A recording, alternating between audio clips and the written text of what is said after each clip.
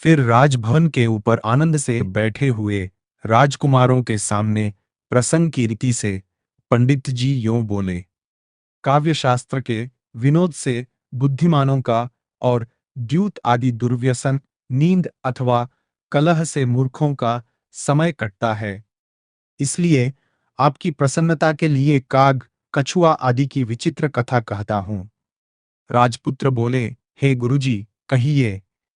विष्णु शर्मा बोले, सुनिए, मैं अब मित्र लाभ की कहानी आपसे कहता हूं कि जिसका प्रथम वाक्य यह है, अस्त्र शस्त्र आदि के उपायों से रहित तथा धन से भी हीन किंतु बुद्धिमान और आपस में बड़े परम मित्र, अच्छे साथी काक, कूर्म, मृग और चूहे के समान शीघ्र कार्यों को सिद्ध कर लेते हैं। तो राजपुत्र बोले, यह कहानी कैसी है? विष्णु शर्मा फिर यह कहानी इस प्रकार कहने लगे। प्रथमा कथा इस प्रकार है ही, काग, कछुआ, मृग और चूहे की कहानी। गोदावरी नदी के तट पर एक बड़ा सैमर का पेड़ है। वहां अनेक दिशाओं के देशों से आकर रात में पक्षी बसेरा करते हैं। एक दिन जब थोड़ी रात रह गई और भगवान कुमुदिनी के नायक चंद्रमा ने अस्ताचल की चोटी की शरण ली, तब लघुपतनक नामक काग जगा और सामने से दूसरे यमराज के समान एक बहेलिये को आते हुए देखा। उसको देखकर सोचने लगा कि आज प्रातःकाल ही बुरे व्यक्ति का मुख देखा है।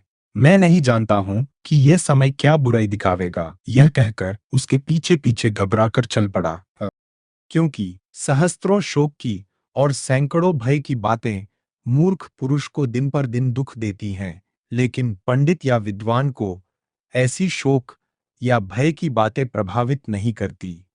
और दूसरे, संसार के भिन्न भिन्न धंधों में लगे हुए मनुष्यों को यह अवश्य सोचना चाहिए कि नित्य उठते ही बड़ा भय आना चाहिए, क्या यह भय आने का संभावना संभव है, ऐसा समझ लेना चाहिए। क्योंकि मरण, आपत्ति और शोक, इनमें से न जाने कौन सा भी भय कभी भी आ पड़े। फिर इस व्याध या इस शिकारी ने चावलों की कनकी को बखेर कर जाल फैलाया और आप वहां छुपकर बैठ गया। उसी काल में परिवार सहित आकाश में उड़ते हुए चित्रग्रीव नामक कबूतरों के राजा ने चावलों की कनकी को देखा। फिर इनमें से कबूतरों के राजा चित्रग्रीव चावल के लोभी कबूतरों से बोला, इस निर्जन वन में चावल की कनकी कहां से आई? पहले इसका निश्चय करो। मैं इसको कल्याणकारी नहीं देखता हूं। अवश्य इन चावलों की कनकी के लोभ से हमारी भी वैसी ही गति हो सकती जैसी कि कंगन के लोभ से गाड़ी गाड़ी कीचड़ में फंसे हुए एक बटोही को, एक पथिक को एक बूढ़े बाघ ने पकड़कर मार डाला। कबूतर बोले, यह कथा कैसे है? कृपया इसे सुनाकर हमारा उपकार कीजिए। वह चित्रग्रीव नामक कबूतरों का राजा यह कहानी कहने लगा। बूढ़ा बाघ और बटोही की कहानी। एक समय मैंने दक्षिण के वन में चलते हुए देखा कि एक बूढ़ा बाघ नहा धोकर कुशा हाथ में लिए सरोवर के किनारे पर बैठा हुआ बोला, ओ बटोहियो, यह सुवर्ण का कंगन लो। तब लोभ के मारे किसी बटोही ने अपने मन में विचारा कि यह बात भाग्य से होती है कि चलते चलते सोने का कंगन यूं ही मिल जाए, परंतु इस आत्मसंदेह में, अर्थात कहीं मर तो न जाऊंगा इस कंगन के चक्कर में, इस सोच में मुझे प्रवृत्ति नहीं करनी चाहिए। क्योंकि दुर्जन से मनोरथ पूरा भी हो जाए परंतु उसका अंतिम परिणाम कभी अच्छा नहीं होता है। जैसे अमृत में विष के मिलने से वह अमृत भी मार डालता है, किंतु सर्वत्रार्थार्जने प्रवृत्ति संदेह एवं अर्थात सर्वदा धन के उत्पन्न करने में तो संदेह उत्पन्न होता ही है। यह भी कहा गया है कि मनुष्य संदेहों में पड़े बिना अपना कल्याण नहीं देख सकता, परंतु जो संदेहों में पड़कर जीता रहता है वह हर चीज को संदेह की नजर से देखता है। इसलिए प्रथम इस बात का निश्चय करूं। बटोही उस बाघ से अपने मनोभाव को प्रकट करके बोला, अरे बाघ, तेरा कंगन कहाँ है? बाघ ने हाथ पसार कर वह कंगन दिखा दिया। बटोही ने कहा, मैं तुझ हिंसक जीव में कैसे विश्वास करूं? बाघ बोला, सुन रे बटोही, पहले मैं युवावस्था में बड़ा दुराचारी था। अनेक गौओं और मनुष्यों के मारने से मेरे स्त्री पुत्र मर गए और मैं वंशहीन हो गया। तब किसी धर्मात्मा ने मुझे उपदेश किया कि आप दान धर्म आदि करिए। उसके उपदेश से अब मैं स्नान करता हूँ, दानी तथा वृद्ध हूँ। नख और दांत भी मेरे गल गए हैं। मैं विश्वास के योग्य क्यों नहीं हूँ? क्योंकि यज्ञ करना, वेद पढ़ना, दान देना, तप करना, सत्य बोलना, धीरज धरना, क्षमाशील होना और लोभ न करना, ये 8 धर्म के मार्ग हैं। इनमें से पहले 4 धर्म यज्ञ करना, वेद पढ़ना, दान देना, तप करना तो पाखंड रचने के या बाहरी दिखावे के लिए भी होते हैं, परंतु पिछले 4 धर्म सत्य बोलना, धीरज धरना, क्षमाशील होना और लोभ न करना केवल महात्मा में ही होते हैं। मुझे यहाँ तक लोभ नहीं है कि अपने हाथ का कंगन भी किसी को देना चाहता हूँ, परंतु बाघ मनुष्य को खा जाता है, यह लोकनिंदा नहीं मिट सकती है। क्योंकि अपनी पुरानी लीक पर चलने वाला संसार धर्म के विषय में कुट्टनी के उपदेश का ऐसा प्रमाण नहीं करता है कि जैसा गो अहिंसक ब्राह्मण का धर्म में प्रमाण विश्वास करता है। और मैंने और भी धर्मशास्त्र भी पढ़े हैं, सुन उनमें ऐसा कहा गया है कि हे युधिष्ठिर, जैसे मारवाड़ देश में वृष्टि का होना और भूखे को भोजन देना लाभदायक है, उसी प्रकार दरिद्र को दान देना लाभदायक होता है। अह, जिस प्रकार अपने प्राण प्यारे हैं, वैसे ही अन्य प्राणियों को भी अपने अपने प्राण प्यारे हैं। इसलिए साधुजन अपने प्राणों के समान दूसरों पर भी दया करते हैं।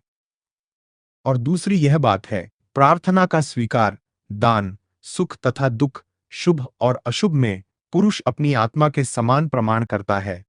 और दूसरे, जो पराई स्त्री को माता के समान, पराये धन को कंकड़ के समान और प्राणियों को अपनी आत्मा के समान समझता है, वही सच्चा पंडित है। हे ब्राह्मण, तू अत्यंत निर्धन है, इसलिए मैं तुझे यह स्वर्ण कंगन देने को प्रयत्नशील हूं, जैसा कहा है। हे युधिष्ठिर, दरिद्रियों का पालन और पोषण करो तथा धनवान को धन मत दे, क्योंकि रोगी को औषध गुणदायक होती है, परंतु मनुष्य निरोग को औषधियां वृथा है।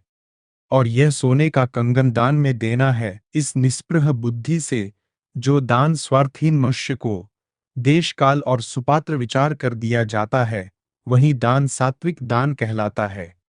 इसलिए इस सरोवर में नहाकर सोने का कंगन ले लीजिए।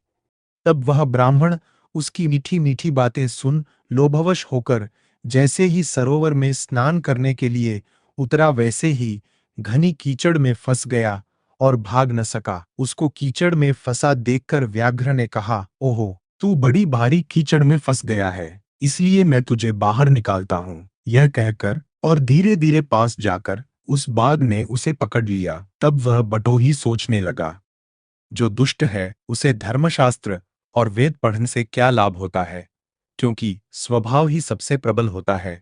जैसे गौ का दूध स्वभाव से ही मीठा होता है, और जिनकी इंद्रियां और चित्त स्वयं के वश में नहीं है, उनका व्यापार हाथी के स्नान के समान निष्फल है। और इसी प्रकार क्रिया के बिना ज्ञान दुष्ट स्त्रियों के पालन पोषण के समान भार रूप अर्थात निष्फल है। इसलिए मैंने अच्छा नहीं किया जो इस हिंसक में विश्वास कर लिया, जैसा कहा गया है।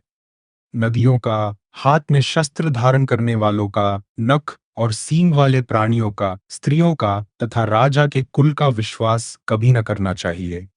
और भी कहा गया है कि मनुष्य को सबके स्वभाव की परीक्षा करनी चाहिए, न कि अन्य गुणों की, क्योंकि सब गुणों को छोड़कर प्राणी का स्वभाव ही सबसे श्रेष्ठ है।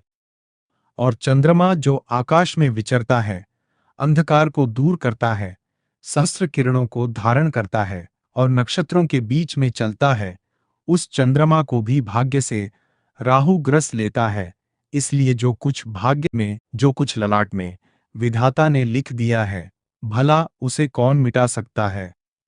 यह बात वह सोच ही रहा था जब उसको बाघ ने मार डाला और खा गया। इसी से मैं कहता हूं कि सोने के कंगन के लोभ से ब्राह्मण मारा गया इत्यादि। इसलिए बिना विचारे कोई काम कभी नहीं करना चाहिए, क्योंकि अच्छी रीति से पका हुआ भोजन, विद्यावान पुत्र, सुशिक्षित अर्थात आज्ञाकारिणी स्त्री, अच्छे प्रकार से सेवा किया हुआ राजा, सोचकर कहा हुआ वचन और विचार कर मनुष्य का किया हुआ काम, ये बहुत काल तक भी नहीं बिगड़ते हैं।